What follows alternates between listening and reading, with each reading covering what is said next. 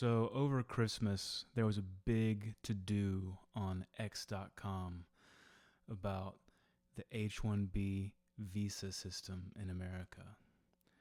On one side, you got people saying, we need it. We need to double the number of visas. We need to remove country caps.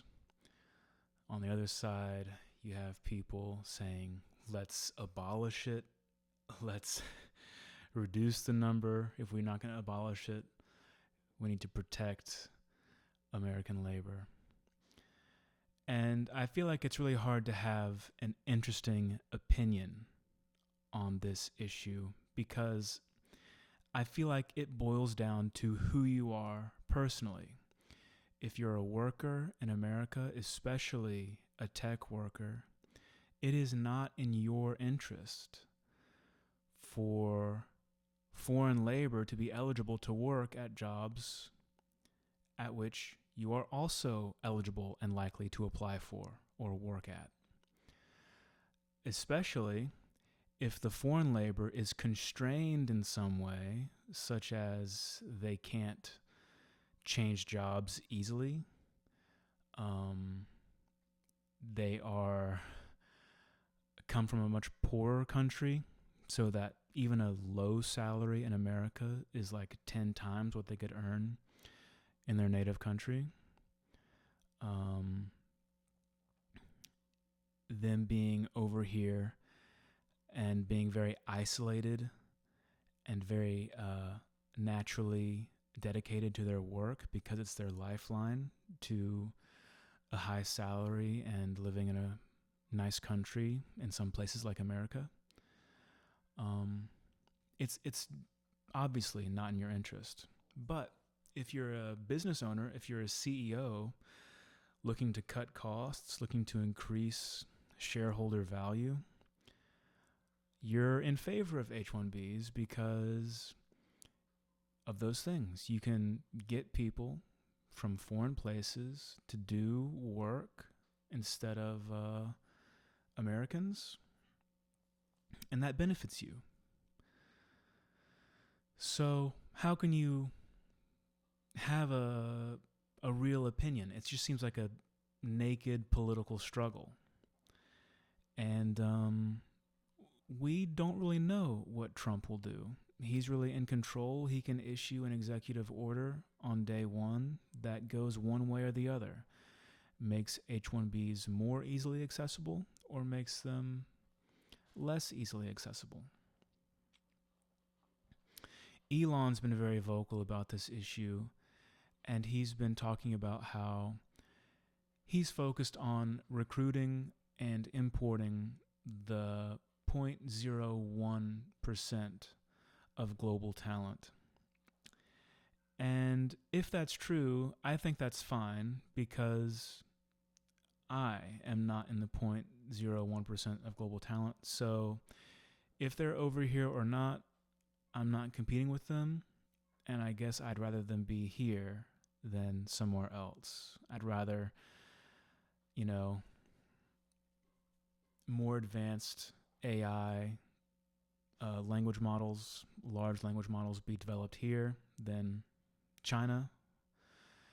I'd rather self-driving get solved here rather than China.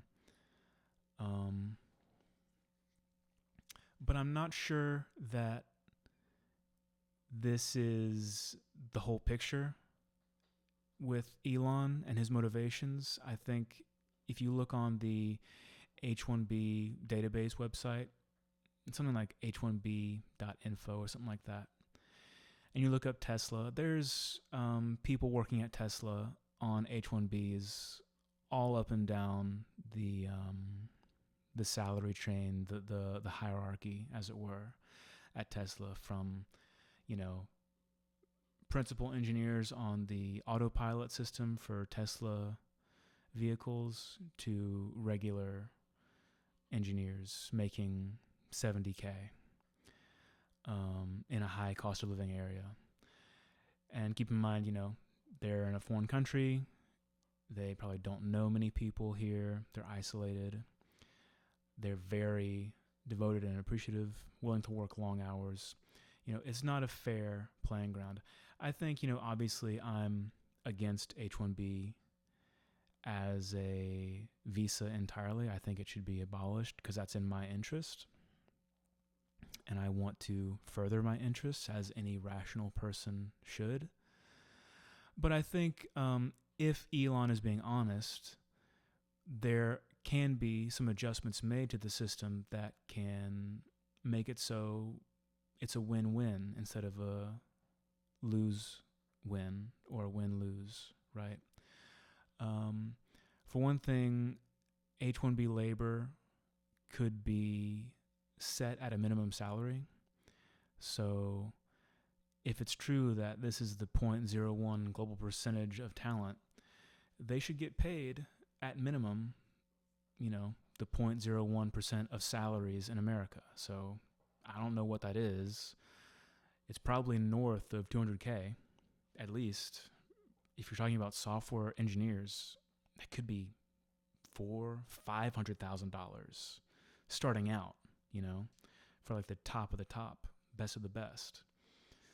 And that would make it so the vast majority of American labor is never going to compete at that level for jobs like that. So that's one thing, I wouldn't be opposed to that. I would be happy with that change. Another thing is that it should be made so workers under H-1B visas in America should be able to market their labor to any company that will hire them, not just their sponsor. There should not be sponsor lock-in, because obviously that depresses the wages that they could get, because they cannot market themselves. There's no ability to bid up the price of their labor, so they're kind of forced to stay at where they get hired at. And they could be here for up to 6 years if they if they renew their visa after 3 years, which they're entitled to do at this point. So 6 years at the same salary doesn't seem fair. It doesn't seem fair that you have to work at the same place for 6 years. What if you hate it? What if you want to work somewhere else and do something else? I think that should be allowed. And I think at that point, once, they have to have a minimum salary and they can work anywhere they want once they're here, at that point, not only are they the same as American labor, they're actually at a disadvantage. They're less attractive than American labor because of the minimum salary requirement. So at that point, I'd be fine with it. But as it stands now, importing people from all over the world to do jobs that Americans can do, I'm against that. That Americans can and are willing to do. Maybe Americans aren't willing to pick fruit and do low-paying agricultural labor, but Americans are definitely willing to work in an office. So yeah, those are my thoughts. I don't know what Trump will do. I doubt he'll increase it or take the caps off of the countries. But I don't know for sure. He did say some crazy stuff during his campaign, like stapling a green card to every advanced diploma from a foreign country. I think that would be crazy. I think he was just saying that for, to win friends and influence people, so to speak. I think now that he's won, he can dial that back and forget about it, basically, hopefully.